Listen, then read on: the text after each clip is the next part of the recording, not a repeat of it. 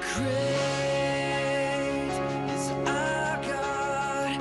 Sing with me, how great is our God. And all will see how great is our God.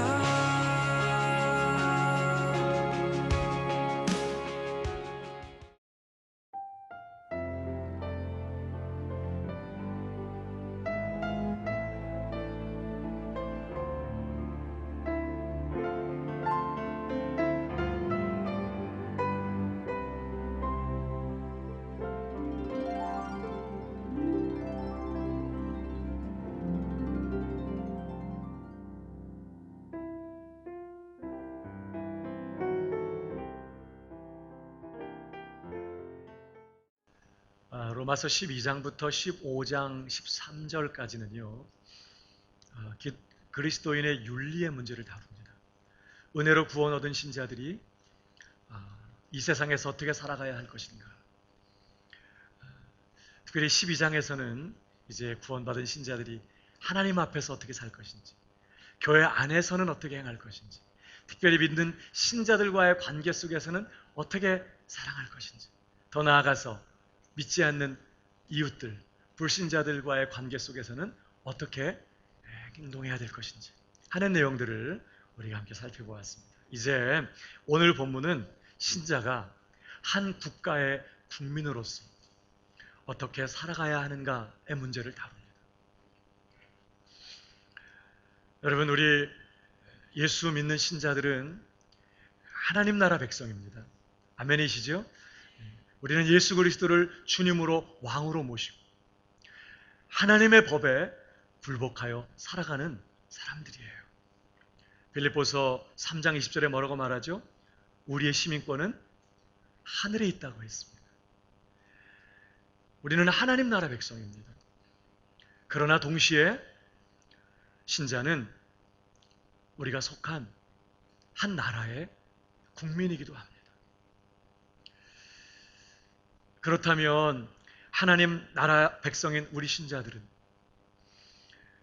이 세상의 국가와 통치자들에 대해서는 어떤 태도를 가지고 살아야 할까요? 오늘 본문이 우리에게 가르쳐주고 있습니다.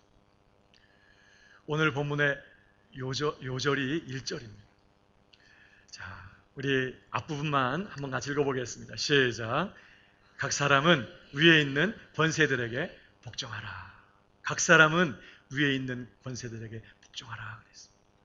이 위에 있는 권세들, 국가와 정부, 통치자들을 다 의미하는 표현이에요. 여기 각 사람은 그랬어요. 이 말은 모든 신자는 예외 없이 그런 뜻입니다. 국가 권세에 복종해야 한다는 것이에요.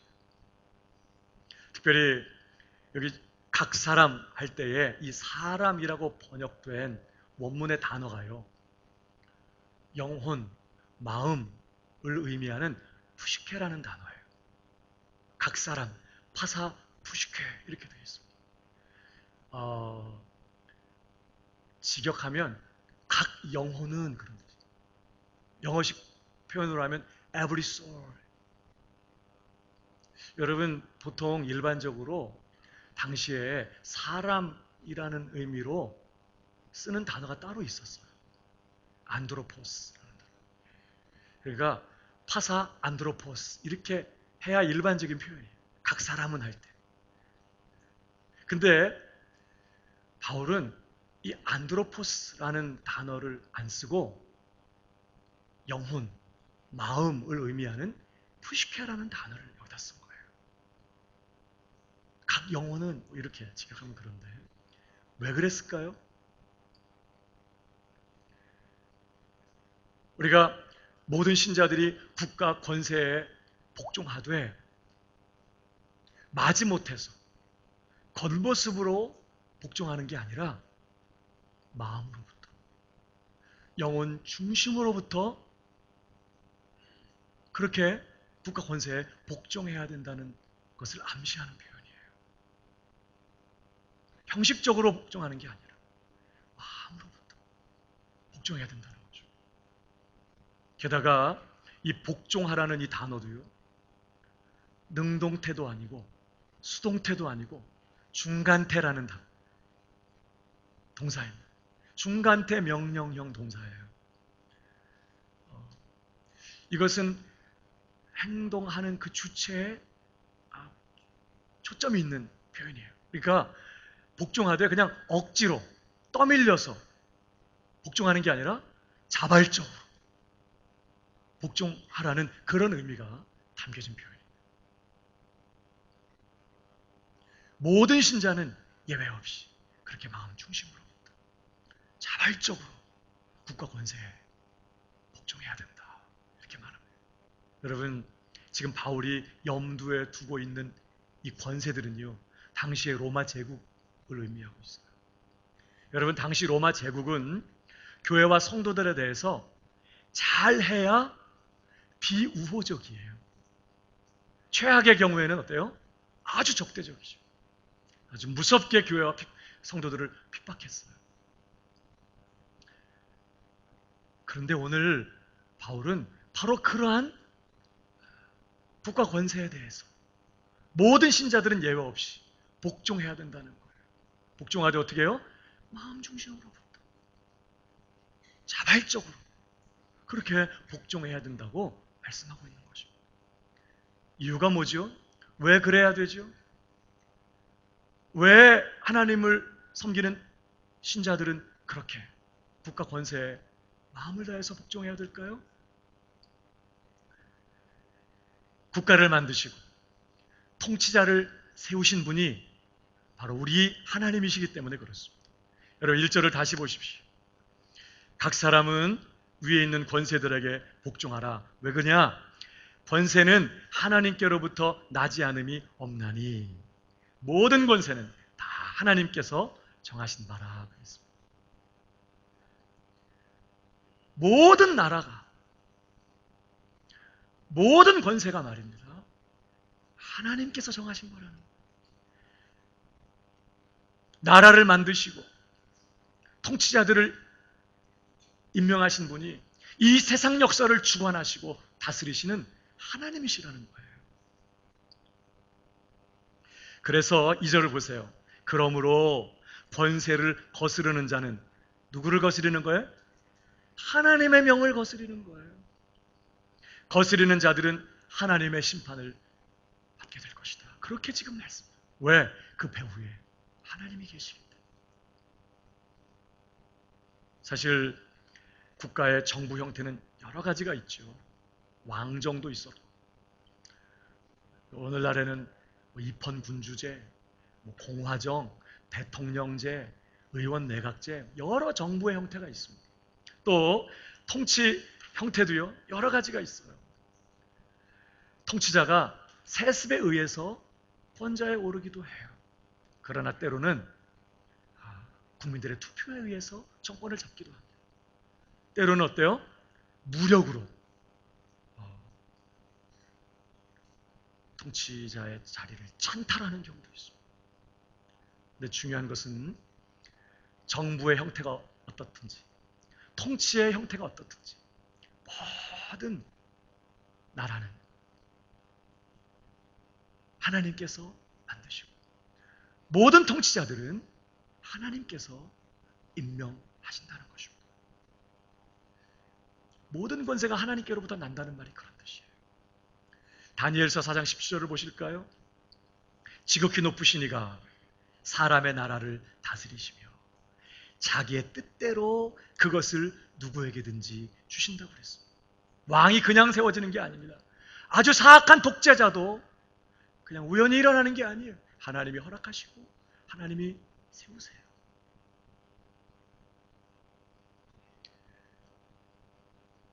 여러분, 남유다 왕국이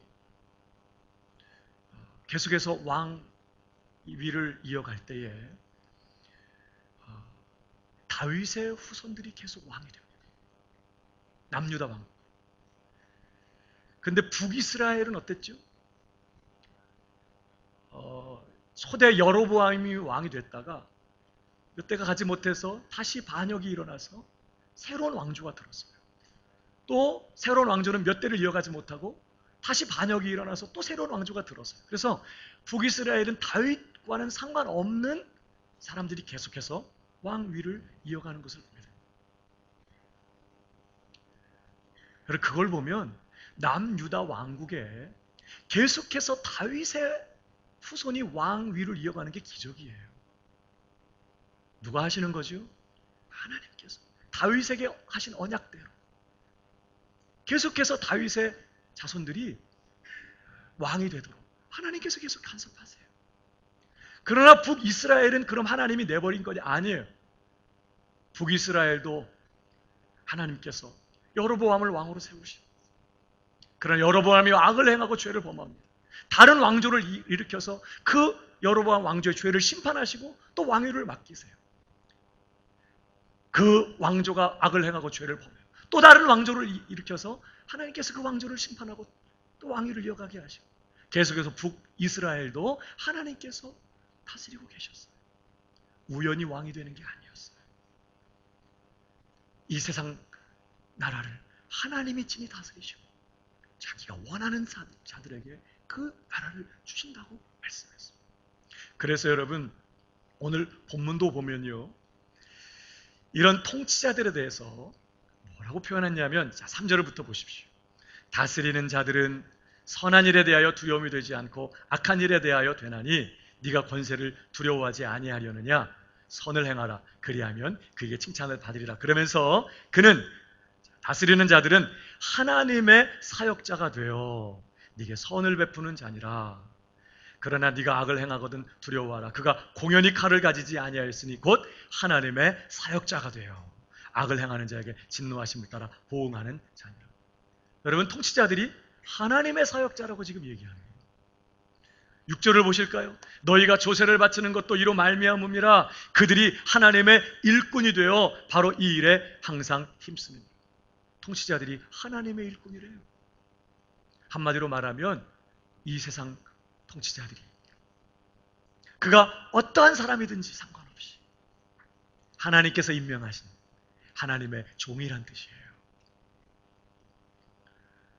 그들은 하나님을 알지 못하고 아주 악한 사람일지라도 그를 왕위에 세우신 분은 하나님이시라는 거예요. 여러분, 그래서요, 예레미야서 25장 9절에 보면, 보라, 내가 북쪽 모든 종족과 내 종 바벨론의 왕 느부갓네살을 불러다가 이 땅과 그 거민과 사방 모든 나라를 쳐서 진멸하겠다, 이런 말씀. 하나님께서 그 당시 강대국인 바벨론 왕을 불러다가 이 남유다 왕국을 진멸하겠다는 거예요. 그런데 그 바벨론 왕을 하나님께서 뭐라고 불러요? 내 종 바벨론 왕 느부갓네살이라는 거예요. 느부갓네살이 하나님의 종이에요. 하나님이 임명했어요. 하나님이 그를 쓰세요. 70년의 포로 생활이 마쳤습니다. 페르시아 제국의 초대 왕인 고레스가 이제 이스라엘 본국으로 돌아가서 성전을 건축하고 하나님 섬기라고 해방합니다. 근데 그 일도 우연이 아니었어요. 여기 성경을 보면요, 이사야 44장 28절에 보니까 고레스에 대하여 이르기를 내 목자라. 그가 나의 모든 기쁨을 성취하리라고 했어요. 고레스도 하나님께서 뭐라고 불러요? 내 목자다, 내 목자. 내 기쁨을 그가 성취하게 될 것이다. 내가 그를 통해서 이스라엘을 해방하고 고국으로 돌아가게 할 거다. 이렇게 말씀합니다. 그러니까 뭘 말하죠? 그들은 다 세상 나라의 왕들이고 그들은 하나님을 알지 못하고 있어도 하나님께서 그들을 임명하시고 그들을 통해서 그분의 계획과 뜻을 이루면서 하나님 나라의 그 위대한 구속의 역사를 진행시키고 계셨다는 거예요. 그러니까 국가를 만드신 분도 하나님이고 정부를 허락하시고 통치자들을 임명하시는 분이 하나님이시라는 것을 성경은 우리에게 가르쳐 주면서, 그렇기 때문에 국가 권세에 복종하는 것은 곧 누구에게 복종하는 거죠? 하나님의 권세에 복종하는 거기 때문에 신자들은 복종하되 겉모습으로 형식적으로 복종하는 게 아니라 마음 중심으로부터 국가 권세에 복종하고 자발적으로 복종해야 된다고 가르치는 거죠. 자, 그러면 이렇게 하나님께서 국가를 만드시고 통치자들을 세우시는 목적이 뭘까요? 다시 말하면 하나님께서 국가에게 맡기신 사명이 있다는 거예요. 오늘 본문이 그걸 우리에게 가르쳐줍니다. 국가의 사명이 두 가지로 오늘 본문에 소개되고 있어요. 하나님께서 왜 국가를 만드시고 통치자들을 세우셨느냐? 그들에게 맡기신 사명이 첫 번째가요, 국가는 소극적인 차원에서 악을 억제하고 제어하는 사명이 있습니다. 자, 4절을 보십시오. 그는 하나님의 사역자가 되어 네게 선을 베푸는 자니라. 그러나 네가 악을 행하거든 두려워하라. 그가 공연히 칼을 가지지 아니하였으니 곧 하나님의 사역자가 되어 뭐 한다고요? 악을 행하는 자에게 진노하심을 따라 보응하는 자니라 그랬습니다. 하나님은 정부와 통치자들에게 이 사회 질서를 유지하게 하기 위해서 악을 제어하는 사명을 맡기셨어요. 그리고 그 일을 할 수 있도록 그들의 손에 뭘 쥐어주셨죠? 칼을 쥐어주셨어요. 여기 칼은 공권력을 상징합니다. 그래서 정부나 통치자들은 죄를 범하고 악을 행하는 사람들에게 벌금을 내게 한다든지 구속 수감한다든지 심할 경우에는 사형을 집행해서 악을 처벌함으로 사람들이 악을 행하지 못하도록 악을 제어하는 그 일을 하는 거예요. 하나님께서 맡기신 사명입니다. 여러분, 타락한 인간은요, 본성적으로 이기적이에요. 이기적으로 행동합니다. 뭐 집단 이기주의 이런 말도 나오는데 집단도 마찬가지예요. 타락한 인간의 본성은 이기적인 행동을 하게 됩니다. 다른 사람이 어떻든지 우리, 나의 유익을 추구하게 돼요. 본성적으로 죄를 범합니다. 그래서 오늘날에도 매일처럼 빼앗고 강탈하고 속이고 죽이는 이러한 소식들이 계속 들려져요. 여러분, 그럴 때마다 이런 악을 응징하겠다고 각 사람이 칼을 들고 설친다면 어떻게 되겠어요? 무정부 상태와 같은 상태가 되겠죠. 하나님께서는 국가를 만드시고 그리고 소수의 사람들에게 칼을 쥐어주셨어요. 그리고 그들이 사회 질서를 유지하도록 악을 제어하는 그런 사명을 맡기신 것이죠. 그래서 어느 나라나 다 나름대로 이렇게 악을 행하고 사회 질서를 무너뜨리는 사람들을 처벌하는 이러한 일들을 다 하고 있습니다. 이게 우연이 아닌 거예요. 두 번째로 국가의 또 하나의 사명이 있습니다. 이건 적극적인 차원에서 바로 선을 장려하는 사명입니다. 오늘 3절을 보십시오. 다스리는 자들은 선한 일에 대하여 두려움이 되지 않고 악한 일에 대하여 되나니 네가 권세를 두려워하지 아니하려느냐? 선을 행하라. 그리하면 그에게 칭찬을 받으리라. 그러면서 4절에 그는 하나님의 사역자가 되어 네게 선을 베푸는 자니라. 국가는요, 자국민들의 인권과 자유와 안전을 보장하기 위해서 또 국민들이 건강하고 행복하게 살 수 있게 하기 위해서 모든 노력을 기울이고 선을 추구하고 선을 장려해야 합니다. 선한 일을 한 사람에게 상을 주고 보상을 하고 악을 제하는 것과 반대로 말입니다. 그래서 국민들이 행복하게 살도록 안전하게 살도록 그렇게 해야 되는 거죠. 소외된 사람들을 위해서 복지 정책을 마련하는 것뿐만 아니라 선한 생활의 향상과 부국 강병에도 힘을 기울여야 하는 거예요. 어려운 말 썼네. 또 부국 강병. 나라를 부여하게 하고 이 군사력도 중요해요. 군대는 왜 필요하죠? 외부의 악으로부터 나라를 지키기 위해서 군대가 필요해요. 내부의 악을 제어하기 위해서는 경찰이 필요해요. 어쨌든 이러한 시스템을 잘 갖추어서 나라를 지키고, 그래서 자국민들이 안전하게, 행복하게, 건강하게 살아갈 수 있게 하기 위하여 모든 선한 노력을 다 기울여야 하는 것이에요. 이게 하나님께서 국가에 부여하신 사명이라는 것입니다. 한마디로 말하면 권선징악이죠. 근데 사실 역사상 수많은 나라들이 이런 사명을 하나님 앞에서 온전하게 감당하지 못했습니다. 때로는 아주 악한 통치자들이 국민들을 유린하고 착취하는 경우도 많이 있었어요. 그러나 그럼에도 불구하고 오늘 국가 권세에 대한 신자들의 기본 입장은 뭐라고요? 복종입니다. 마음 중심으로부터 우러나오는 자발적인 복종. 이것이 신자들의 태도라는 거예요. 한 국가의 국민으로서 말입니다. 그러면 어떻게 복종해야 할까요? 우리가 한 국가의 시민으로서 국가 권세에 복종할 때 어떻게 복종하는 것이 하나님께서 원하시는 걸까요? 바울은 오늘 본문을 통해 우리에게 세 가지를 가르쳐줘요. 어떻게 복종해야 되는가? 자, 첫 번째, 선을 행함으로써 복종하라고 말씀합니다. 3절을 보십시오. 다스리는 자들은 선한 일에 대하여 두려움이 되지 않고 악한 일에 대하여 되나니 네가 권세를 두려워하지 아니하려느냐? 선을 행하라. 그리하면 그에게 칭찬을 받으리라. 각 사람은 위에 있는 권세들에게 복종하라고 말하면서 뭐 하라고요? 선을 행하라고 지금 촉구하고 있는 것이에요. 국가정부와 통치자들의 사명이 악을 제어하고 선을 장려하는 것이기 때문에 우리가 국가 권세에 복종하는 방법도 역시 뭘까요? 악을 멀리하고 적극적으로 선을 행하는 것이어야. 그래서 법을 잘 지켜야 되겠죠.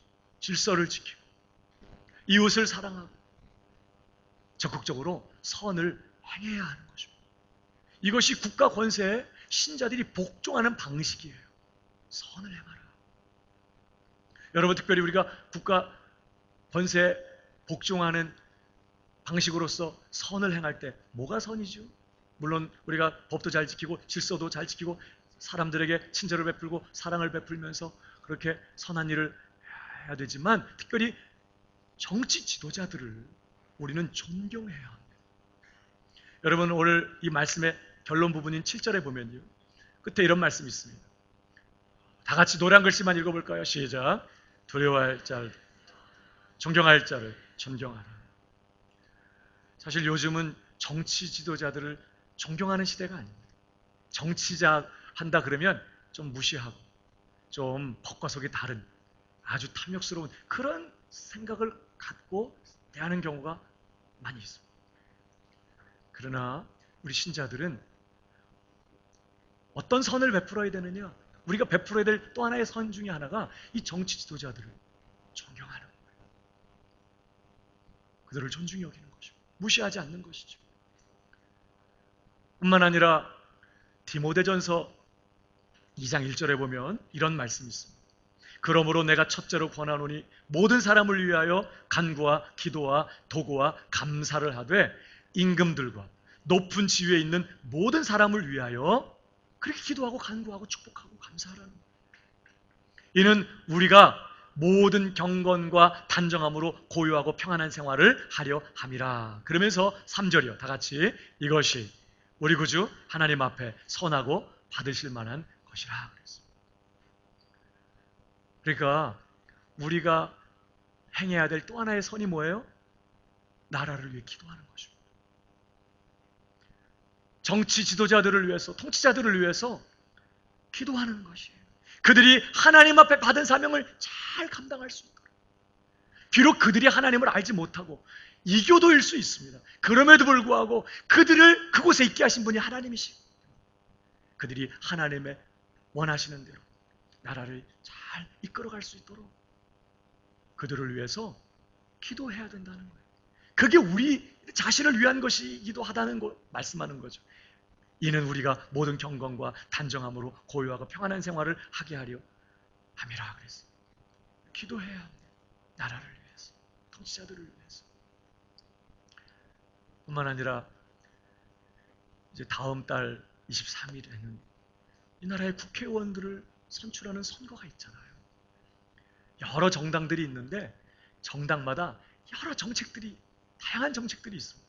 근데 어떤 정당의 정책들은요, 아주 비성경적이고 반성경적인 그런 정책들을 내세워서 나라 일을 하겠다고 하는 거예요. 그러니까 우리는 한국 사람이고 이 나라 국회 정치 일까지 우리가 뭐 관심을 쓸 여력이 있나, 그렇게 생각해서는 안 되는 것이죠. 하나님께서 이 땅을 계속해서 축복하실 수 있도록, 하나님의 은혜가 이 땅에서 거두어지지 않도록, 여러분 죄가 관영하면 저주가 임하게 되어 있습니다. 이 땅에 하나님의 은혜가 끊어지지 않고 하나님의 복이 계속해서 임하고, 우리뿐만 아니라 우리 후손들이 계속해서 하나님의 복을 누리면서 이 땅에서 행복하게 살아가려면 올바른 정치 지도자들이 세워져야 돼요. 건강한 생각이 올바로 되어 있는 그런 사람들이 정치 지도자들이 되어서 법안을 통과시켜야 되는. 그러니까 선거에도 우리 적극 참여해서 그 전에 오래 기도하고, 그리고 하나님께서 기뻐하시는 사람이 국회의원이 될 수 있도록 선거에도 그렇게 기도하면서 참여해야 되는 것이죠. 이러한 일들이 다 우리가 선을 행하는 방식이에요.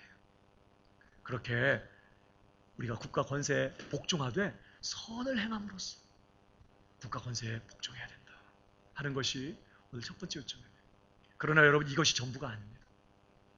이것과 함께 또 하나를 우리에게 당부하고 있어요. 우리가 국가 권세에 복종하되 두 번째는 양심을 따라서 복종하라고 말씀합니다. 자, 4절을 보십시오. 그는 하나님의 사역자가 되어 네게 선을 베푸는 자니라. 그러나 네가 악을 행하거든 두려워하라. 그가 공연히 칼을 가지지 아니하였으니 곧 하나님의 사역자가 되어 악을 행하는 자에게 진노하심을 따라 보응하는 자니라. 해놓고 5절이에요. 그러므로 복종하지 아니할 수 없으니. 자, 그들이 악을 제어하기 위해서 칼을 손에 들고 있으니 복종해야 된다는 거예요. 그런데 복종하지 아니할 수 없으니 진노 때문에 할 것이 아니라 뭘 따라 하라고요? 양심을 따라 할 것이라. 진노 때문에 복종하지 말고 양심을 따라 복종하라, 그런 뜻이에요. 여러분, 여기 진노 때문에 복종하지 말라는 말이 뭐예요? 처벌받는 것이 두려워서, 형벌받는 것이 두려워서 복종해서는 안 된다는 거예요. 만약에 그렇게 되면 어떻게 될까요? 처벌이 없을 경우에는 위반합니다. 보는 사람이 없고 경찰이 없을 때는 위반하지 뭐. 안 들키면 되는 거예요. 제11계명이 그거라면서요. 들키지 마라. 안 들키면 되지 뭐. 처벌이 두려워서 복종하는 경우는, 처벌이 없을 경우, 처벌과 상관이 없게 되면 위반하게 돼요. 또 반대로 처벌을 두려워하게 되면 필요 이상으로 국가에게 복종하게 됩니다. 어떻게 되죠? 나는 그저 명령한 걸 수행하는 것뿐이야, 이러면서 아주 부도덕한 일도 서슴지 않고 하게 돼요. 하나님의 뜻은 뭐죠? 처벌받는 걸 두려워서 복종하지 말고 뭘 따라서? 양심을 따라서 복종해라, 이렇게 말하는 거예요. 이 양심을 따라 복종하라는 말이 뭐죠? 이 말씀은 우리 신자들이 국가 권세보다 더 높은 권세에 복종해야 한다는 뜻이에요. 여러분, 국가 권세보다 더 높으신 권세가 계세요. 누구세요? 하나님이십니다.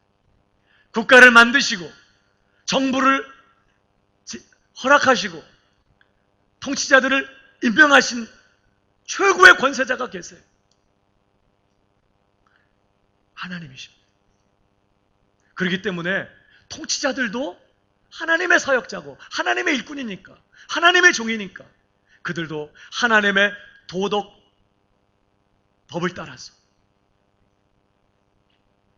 도덕적인 명령을 따라서 그렇게 나라를 통치해야 마땅한 것입니다. 또 우리 신자들도 말이에요. 한 국가의 시민이기 전에 바로 그 최고로 높으신 권세자를 왕으로 모시고 있는 그분의 나라 백성이거든요. 그러니까 우리에게는 국가의 법보다 하나님의 법이 더 높은 법이에요.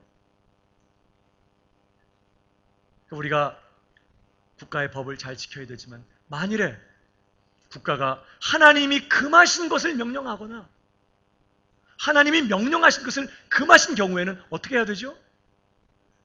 처벌이 두려워서 뭐 할 수 없지. 그리고 굴복할 게 아니라 우리 신앙 양심을 따라서 갈 수 없습니다. 불복해야 마땅하다는 것입니다.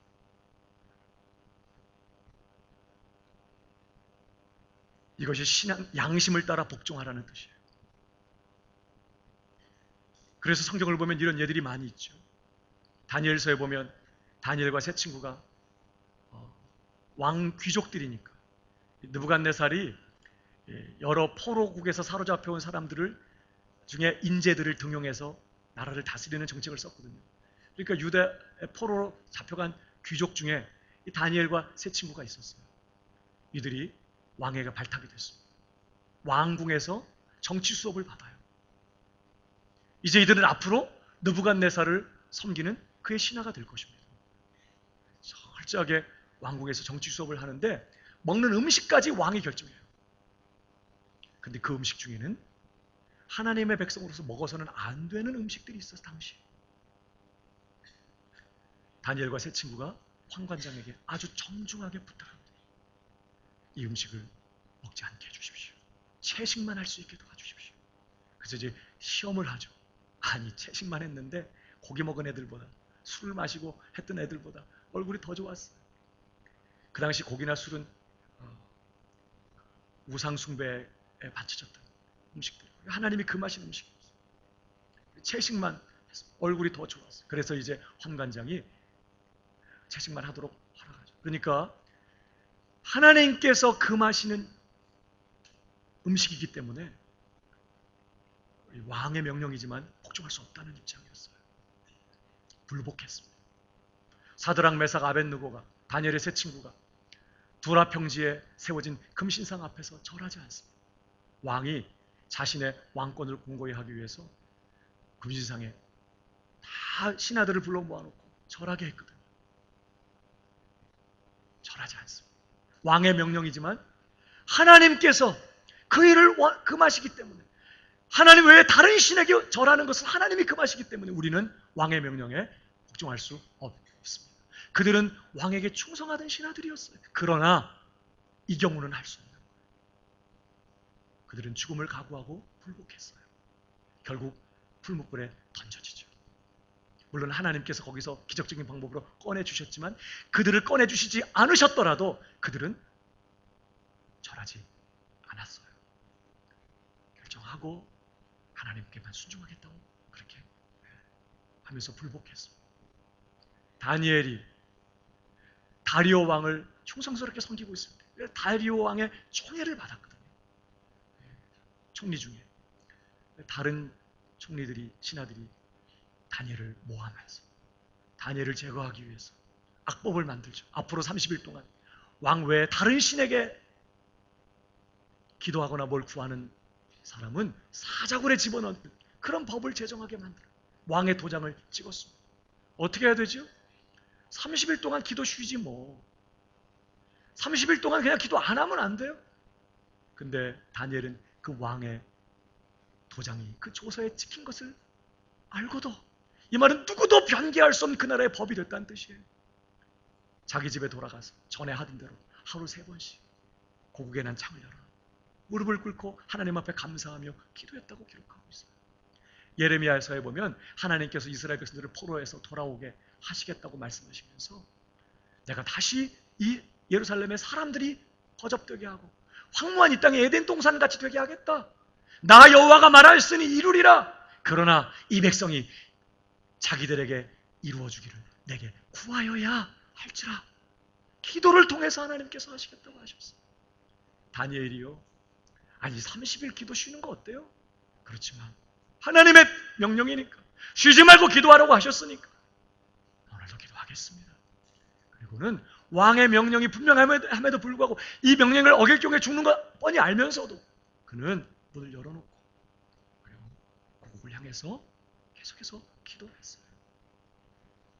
왕의 명령보다 하나님의 명령이 더 중요하기 때문에 왕에게 순종하는 것보다 하나님께 순종하는 것이 더 우선이었기 때문이었어요. 그래서 다니엘도 기꺼이 그의 신앙 양심을 따라 왕의 명령에 불복했던 것이에요. 신약 시대에도 있었습니다. 베드로와 요한이 복음을 전할 때 유대 사내들인 공회에서 불러다가 예수 이름으로 가르치고 더 이상 전하지 말라고 하면 죽이겠다고 위협하고 협박합니다. 그럴 때 베드로와 요한이 뭐라고 대답하죠? 사도행전 4장 19절을 다 같이 읽어보십시다. 시작. 대답하여 이르되 하나님 앞에서 너희의 말을 듣는 것이 하나님의 말씀을 듣는 것보다 옳은가 판단하라. 그러니까 국가의 법을 지키는 것은 우리의 당연한 의무입니다.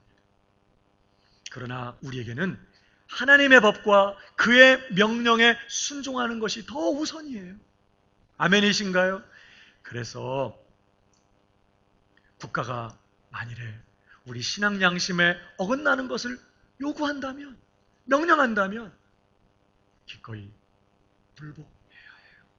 물론 그 방식은 선한 방식이어야 합니다. 불복한다고 막 또 쿠데타를 일으키거나, 성경은 그런 예가 없어요. 죄백성들 무저항이에요. 풀무불에 집어넣겠다고 하면 이런 악한 나라 막 저주 이러지 않았습니다. 끌려 들어가는 거죠. 죽는다고 해도 난 그 길 갈 수 없다고 하고 끌려갔어요. 여러분, 예수님이 빌라도에게 신문을 받으십니다. 여러분, 예수님이 을 고소하는 자들이요, 말도 안 되는 이유를 가지고 예수님을 고소하고, 사실은 예수님을 고소한 내용이 그가 자기를 하나님의 아들이라고 했다. 틀린 말이에요? 맞는 말이에요? 사실이에요. 거짓이 아니에요. 예수님을 모함한 이야기들이 사실은 예수님이 죽어야 될 거짓이 아닌 것이에요. 그런데 빌라도가 예수님에게 사형언도를 내려요. 빌라도가 예수님께 말합니다. 내가 너를 놓을 권세도 있고 죽일 권세도 있는 거 모르냐? 예수님 뭐라고 그러죠? 위에서 주지 않았으면 나를 해할 권세가 너에게 없을 것이다. 그렇게 말씀하죠. 그리고 그 빌라도의 판결에 예수님께서 내가 왜 죽어야 돼? 억울해? 안 하셨단 말이에요. 복종하셨어요. 그 정권 아래서 예수님이 죽임당하셨어요. 억울하게 말이에요. 그러니까 우리가 불복하지만, 하나님의 뜻을 행하지만, 우리가 그때도 어떻게 해요? 선한 방식으로, 비폭력, 무저항이죠. 우리 한국이 과거에는 어떤 시위를 할 때 최루탄이 터지고 돌을 집어 던지면서 그렇게 시위를 했어요. 그것에 비하면 촛불을 들고 한 것은 너무나 이제 많이 성숙한 거죠. 우리는 불복하더라도, 잘못된 어떤 정치 지도자에게 우리 의견을 개진하더라도 그렇게 선한 방식으로 불복해야 합니다. 어쨌든 중요한 것은 양심을 따라 복종하라는 것입니다. 이것이 두 번째 신자가 국가에 복종하는 방법이에요. 뿐만 아니라 세 번째로 우리는 어떻게 복종해야 되는가? 납세 의무를 다함으로써 복종하라고 말씀합니다. 자, 6절을 보십시오. 너희가 조세를 바치는 것도 이로 말미암음이니라. 자, 국가 통치 지도자들이 권선징악의 사명을 감당하고 있다, 이런 얘기를 하면서 너희가 조세를 바치는 것도 이로 말미암음이라. 그들이 하나님의 일꾼이 되어 바로 이 일에, 이 권선징악의 일에 항상 힘쓰느니라. 7절 노란 글씨만 같이 읽습니다. 시작. 너희 모든 줄 것을 주되 조세를 받을 자에게 조세를 바치고 관세를 받을 자에게 관세를 바치고 그랬습니다.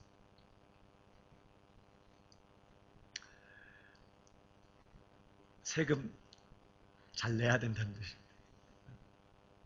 나라는, 국가는 자신이 맡은 이 권선징악의 사명을 감당하기 위해서는요, 많은 경비가 필요해요. 공무원들 월급도 줘야 되고 돈이 많이 들어가요.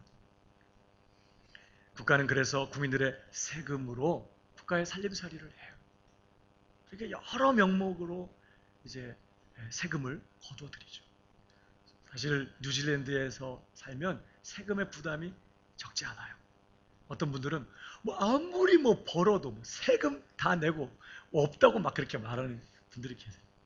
그만큼 이제 세금이 좀 부담이 된다는 뜻이죠. 그러나 신자들은 자신이 살고 있는 국가에 정직하고 성실하게 세금을 내야 한다고 말하는 거죠. 저는 우리 광명교회 성도들이 세금 떼어먹지 않기를 바랍니다. 어떻게든지 방법만 있으면 세금을 포탈하려고 애쓰는 것은 헌금 떼어먹는 거랑 똑같아요.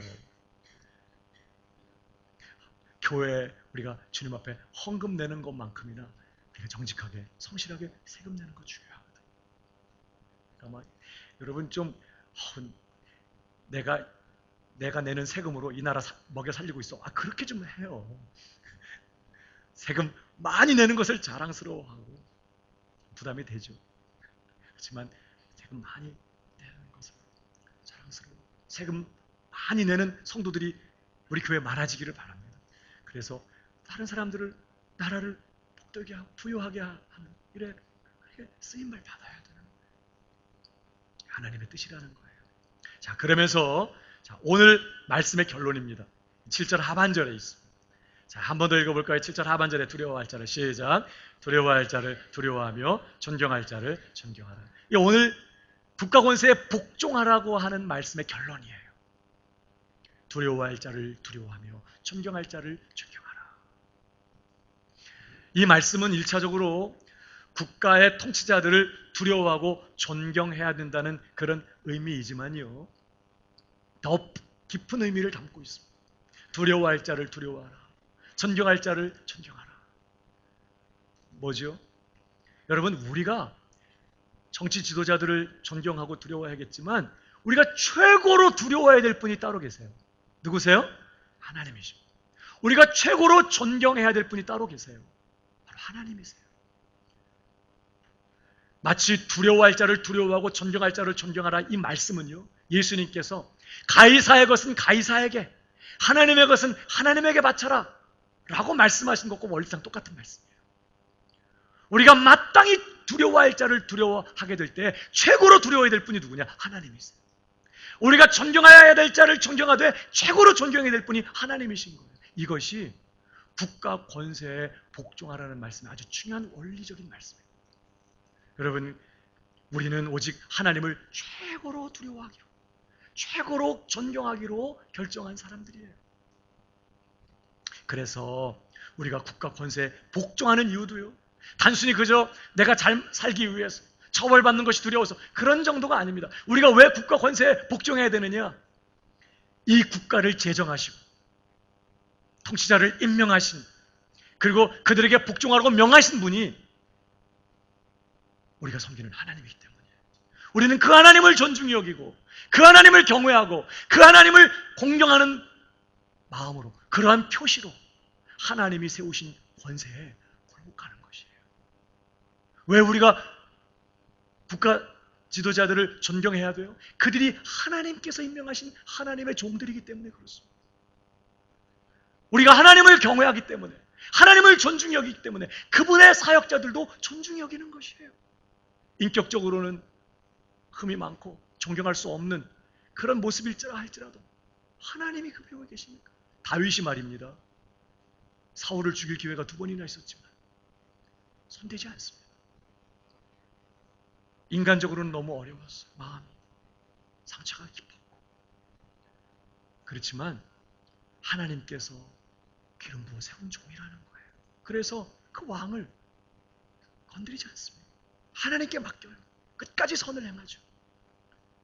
우리가 국가 권세에 복종하고 통치자들을 존경하는 이유도 우리가 하나님을 경외하기 때문에 그런 거예요. 그래서 국가가 하나님의 뜻에 위배되는 명령을 할 때도 우리가 정중히 거절하고 불복하는 것입니다. 왜? 하나님이 더 높은 분이니까. 우리는 국가의 법보다 하나님의 법을 더 우선적으로 여기고 하나님께 순종하는 사람들이니까. 그러니까 이 국가 권세에 복종해야 된다는 이 말씀의 가장 근본적인 원리가 어디 있느냐? 바로 이거예요. 하나님을 경외하는 것이죠. 우리가 두려워할 자를 두려워하라 말씀 안에는 하나님을 최고로 경외하고 하나님을 최고로 두려워해야 된다는 거예요. 그 하나님 경외하는 마음을 가지고 하나님이 세우신 자들을 존경하고 복종해야 된다는 것이죠. 하나님을 경외하는 저와 여러분 되기를 주님의 이름으로 축복합니다. 하나님을 최고로 두려워하십시오. 하나님을 최고로 경외하십시오. 그리고 그 하나님을 경외하는 마음으로 하나님이 세우신 권세들에게 복종하십시오. 이것은 국가와의 관계만이 아니죠. 가정에서도 혹은 교회 안에서도 혹은 우리가 속한 학교나 직장에서도 마찬가지. 하나님 경외하는